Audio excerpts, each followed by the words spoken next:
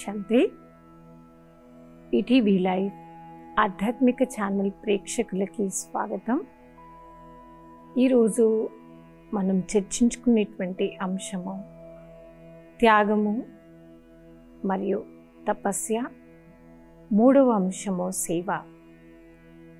దేన్ని త్యాగం చేయాలి, తపస్సు యొక్క భావం ఏంటి, మనం ఎన్ని రకాల సేవలు మనం చెయ్యాలి, ఈ మూడింటికి దగ్గర సంబంధం ఉందని మనం చెప్పవచ్చు. ముందు త్యాగం చేయడం. త్యాగం అనగానే మొత్తం వదులుకోవడం అని అంటూ ఉంటాం. మనం దేన్ని వదులుకోవాలి, దేని నుండి మనం ముక్తుడవ్వాలి అనేది పరమాత్ముడి యొక్క డైరెక్షన్. మనం క్రోధంలో ఉంటాం, ఇప్పుడు చాలా చిరాకు పడుతూ ఉంటాం.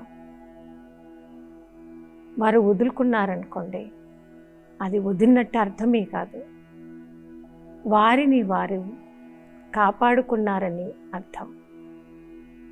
ఓకే, కొందరు డయాబెటీస్ పేషెంట్స్ ఉంటారు.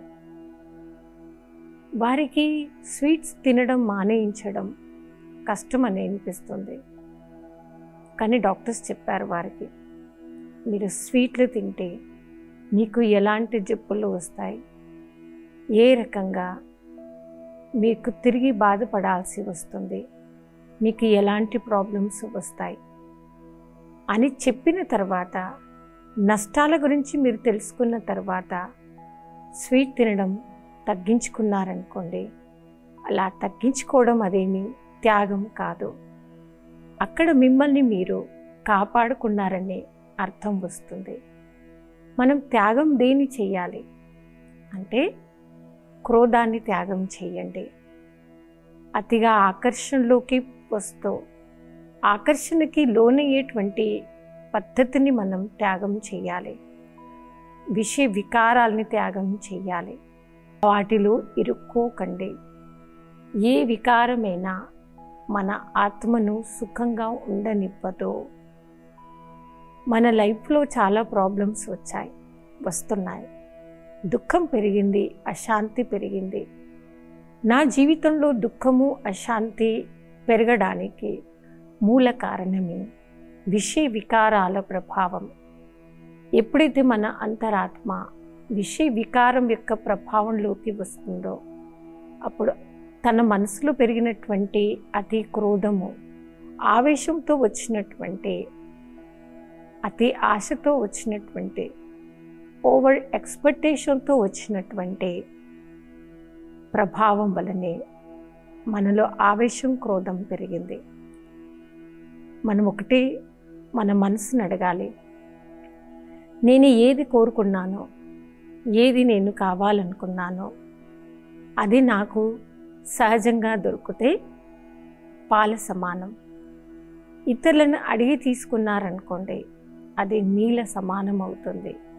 కానీ బలవంతంగా లాగి తీసుకున్నారనుకోండి, అది రక్తం సమానంగా అనుభవం కలిగిస్తుంది అనేది పరమాత్ముడి యొక్క సందేశం, పరమాత్ముడి యొక్క ఆజ్ఞ. ఒకవేళ బలవంతంగానైనా అలా ప్రభావితులైపోయి ఇరికిపోయి ఉన్నాము, చిరాకు పడుతున్నాము అనుకోండి, మనకు తెలియకుండానే మన మనసుకి ఎన్నోసార్లు ఆ ఆలోచనలు శాంతిగా ఉండనివ్వవు. నేను రిలాక్స్గా ఉండలేకపోతూ ఉంటాను. కాబట్టి నా మనసుకి స్వతంత్రత ఉండాలి, సంతోషం ఉండాలి, రిలాక్స్గా నేను ఉండగలగాలి అనేటువంటిదే పరమాత్మ మనకి ఇచ్చేటువంటి డైరెక్షన్. స్పిరిచువాలిటీ మనందరికీ నేర్పించేటువంటిది కూడా అదే.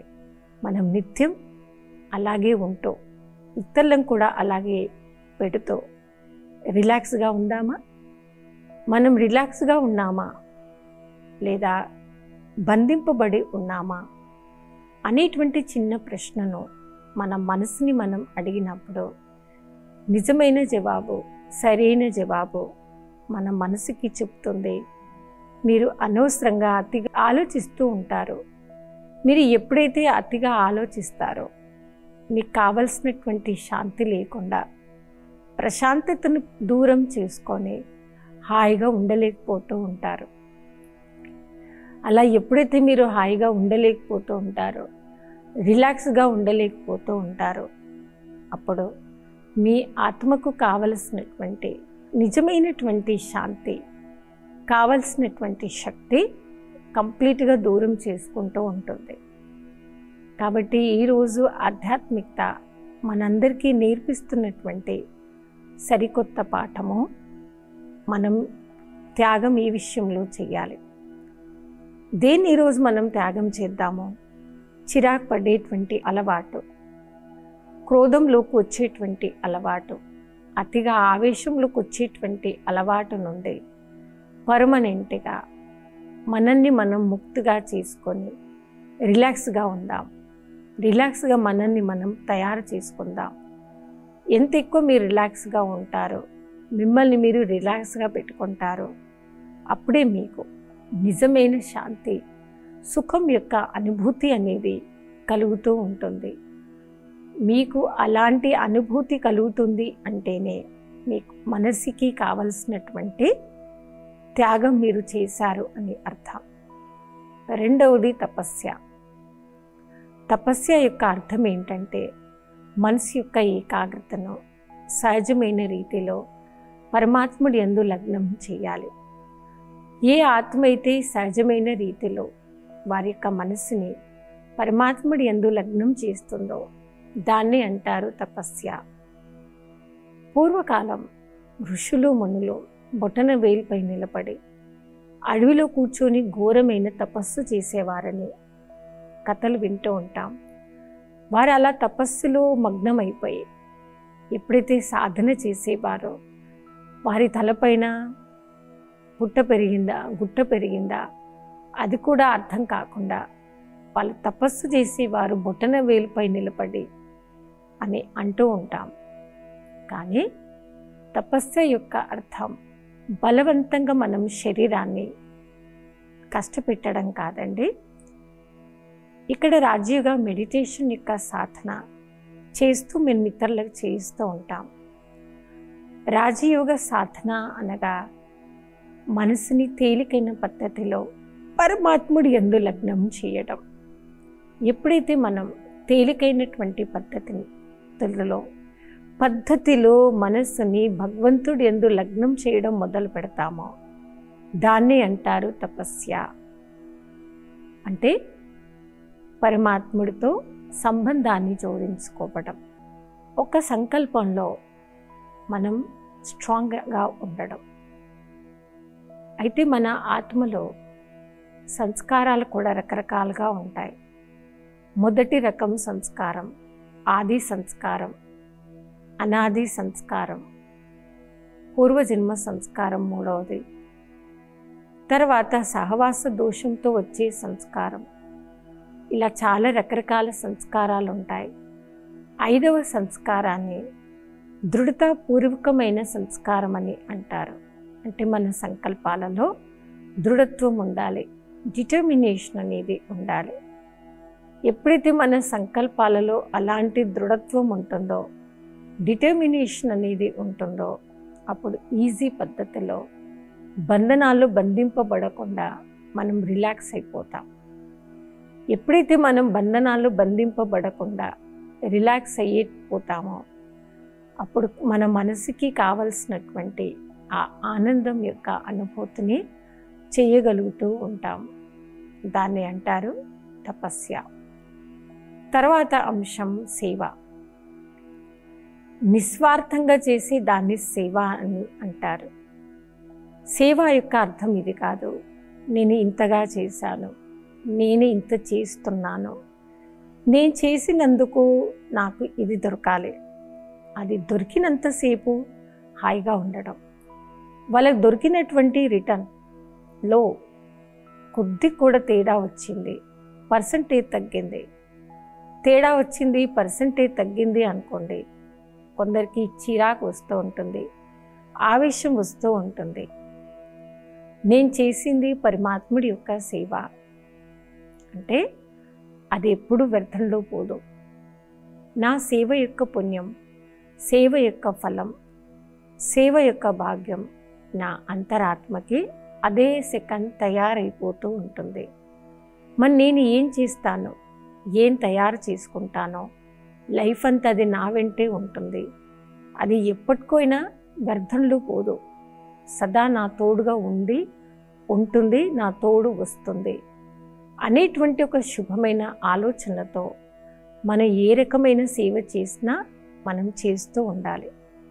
అది మన తనువైనా, మన మనసైనా, మన ధనమైనా, అలా మనసా వాచా కర్మణ ఏ రకమైన సేవ అయినా చేసేటప్పుడు ఒక మంచి శుభ భావనతో, శుభ కామనతో మాత్రమే మనం చేయడం మొదలు పెట్టాలి. దాన్ని అంటారు సేవ చేయడం.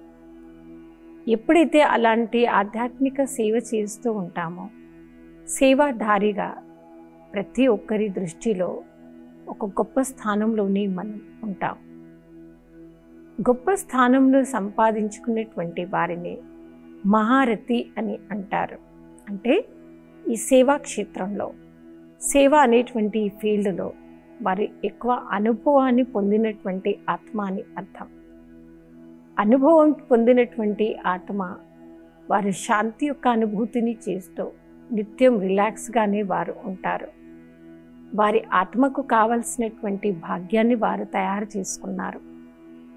ఇప్పుడు చూడండి, ఉద్యోగస్తులు ఉన్నారనుకోండి, రిటైర్డ్ అయిన తర్వాత కూడా కొందరిని చూస్తుంటే చాలా హాయిగా కనిపిస్తూ ఉంటారు. అంటే రిటైర్డ్ అయిన తర్వాత కూడా హాయిగా కనిపించారు అంటే సరిపడా కావాల్సినంత వారు అకౌంట్ని, వారు బ్యాలెన్స్ని వారు తయారు చేసేసుకున్నారు. ఎక్కువ తయారు చేసుకునేవారు నాకు సరిపడా తయారైపోయింది, నాకు లోటు లేదు అనేటువంటి ఫీలింగ్లోనే వాళ్ళు చాలా హాయిగా ఉంటారు, రిలాక్స్గానే వారు ఉండగలుగుతూ ఉంటారు.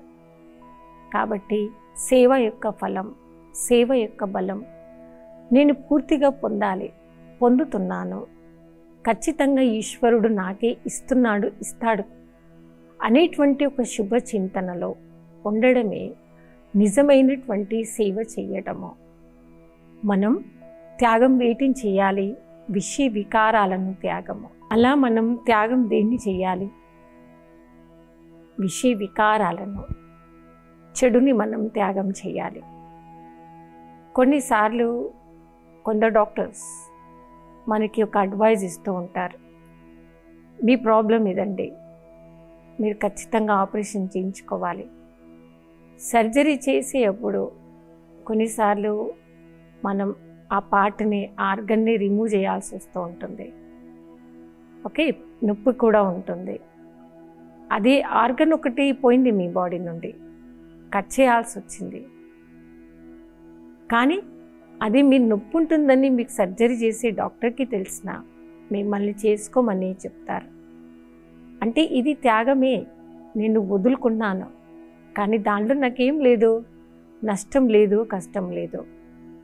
దాని తర్వాత ఫ్యూచర్ అనేది ప్రశాంతంగా ఉంటుంది. ఒకవేళ నేను నా బాడీ నుండి సర్జరీ చేసి అది తీయకపోతే, ఆర్గన్ తీసేయకపోతే దాని యొక్క ఎఫెక్ట్ అనేది చాలా భయంకరంగా ఉంటుంది. దాన్ని త్యాగము అని అన్నారు. మనం త్యాగం దేన్ని చేయాలి అంటే నిస్వార్థమైన త్యాగం. విషయ వికారాలను, చిరాకు పడడం, చింత చేయడం, వీటిని మనం త్యాగం చేయాలనేదే బ్రహ్మకుమారీస్ మీ అందరికీ నేర్పించేటువంటిది పద్ధతి. మేమందరికీ ఇదే నేర్పిస్తూ ఉంటాము, మేము చేస్తూ ఉంటాం, ఇతరులతో కూడా చేయిస్తూ ఉంటాం. మీరు చింతను వదలండి, చింతని వదిలేసి ప్రభు చింతన చెయ్యండి. చింతను వదిలేసి చింతన చెయ్యండి. ప్రభు చింతన, ఈశ్వరీయ చింతన నిత్యం ఏ ఆత్మ అయితే చేస్తూ ఉంటుందో వారు హాయిగా ఉంటారు. వారి జీవితం నుండి పర్మనెంట్గా దుఃఖము, అశాంతి అనేది దూరం అవుతూ ఉంటుంది. అలా నాకు దుఃఖము, అశాంతి, టెన్షన్ వద్దు అనేటువంటి లక్ష్యాన్ని నేను తీసుకున్నాను. కాబట్టి నేను దేన్ని త్యాగం చేశాను ఈరోజు? చింత చెయ్యడమో, చిరాకు పడడం. అది దాని త్యాగం యొక్క పరిభాష గురించి మీరు తెలుసుకున్నారు. తపస్య అంటే హఠయోగం వేరు, రాజయోగము వేరు. మనం మన శరీరం యొక్క ఆర్గన్స్ని బలంగా మనం ప్రెజర్ పెడుతూ తపస్సు చేయడం, అది చాలామంది చేస్తూ ఉంటారు. కొందరు చేయలేని వారు వదిలేస్తూ ఉంటారు. తపస్సు యొక్క పరిభాష కూడా మీరు విన్నారు.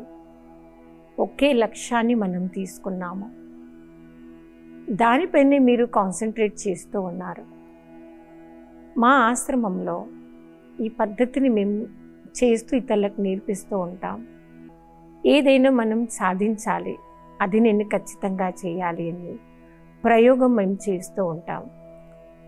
అలా ఎన్నో రకాల వింగ్ సర్వీస్ మేము చేస్తూ ఉన్నాం. రకరకాల వింగ్ సర్వీస్ మావి అవుతూ ఉంటాయి. మీకు పద్ధతులు కూడా మేము నేర్పిస్తూ ఉంటాం.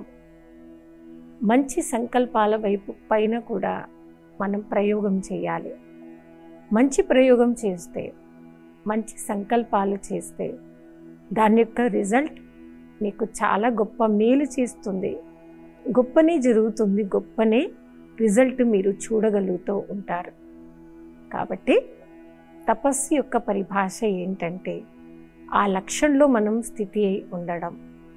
నేను ఖచ్చితంగానే చేస్తాను, నేను మాత్రమే చెయ్యగలను, నేను తప్ప ఈ శుభమైన కార్యం ఇంకెవరూ చెయ్యలేరు. కాబట్టి ఆ యొక్క లక్ష్యంలో నేను ఉంటూ లక్ష్య సాధన కొరకు ఖచ్చితంగా నేను ప్రయోగం చేస్తూ ఉంటాను, చెయ్యాలి కూడా.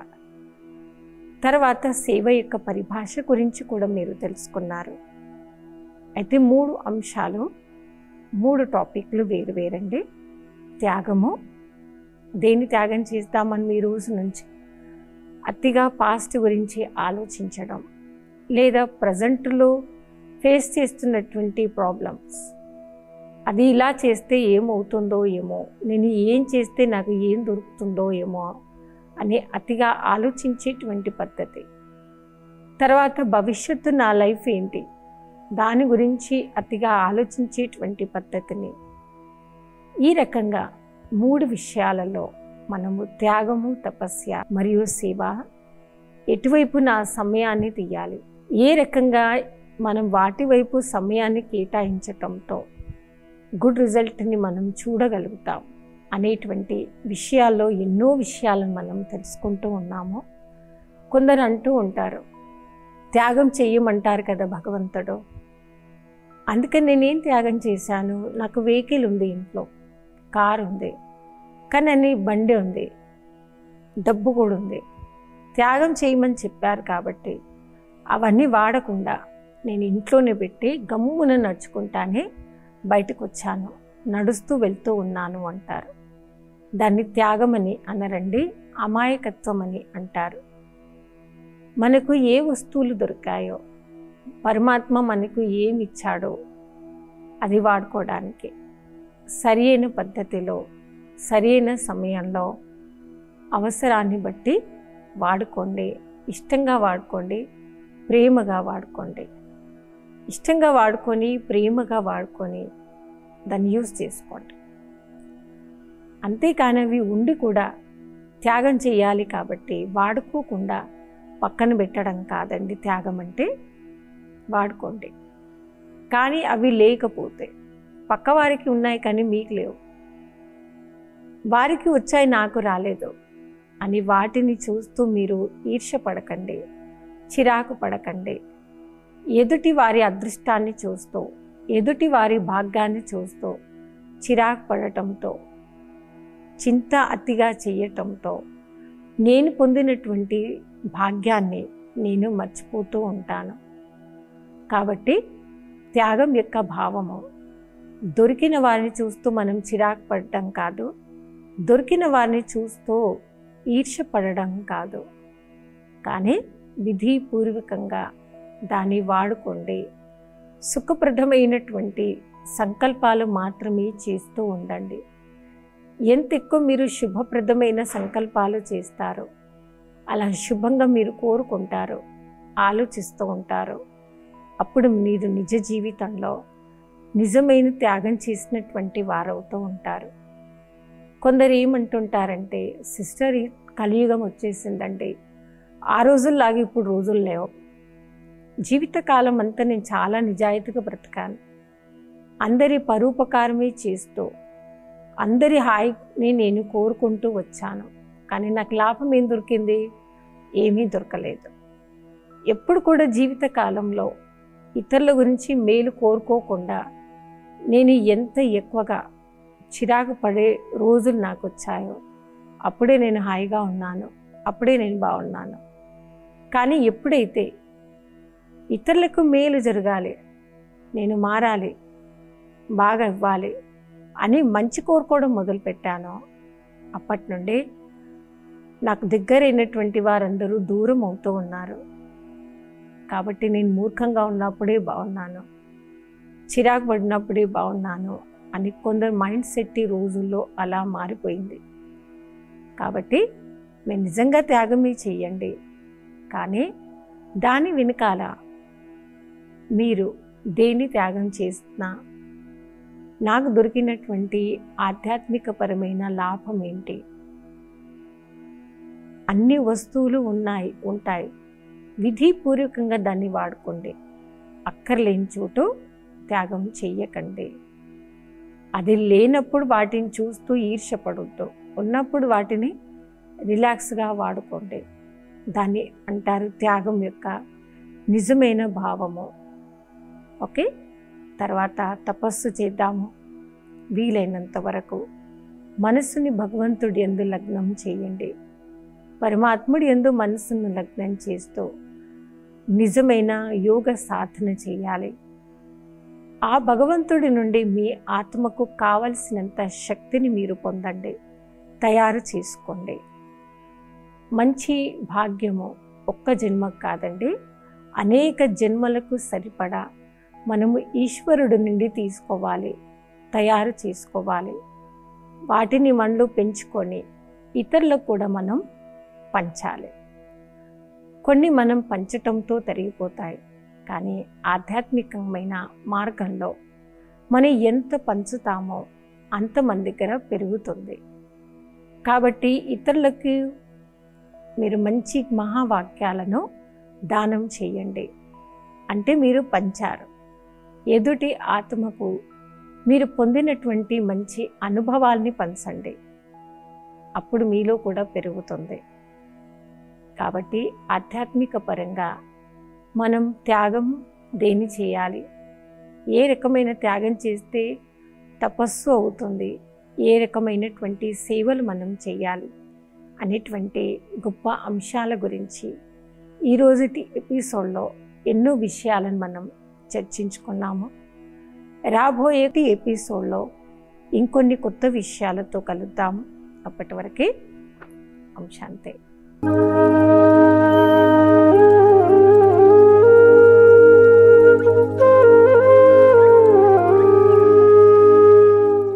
ఈ కార్యక్రమాన్ని తిరిగి చూడాలనుకుంటే www.youtube.com/ETV Life Spiritual లో చూడవచ్చు.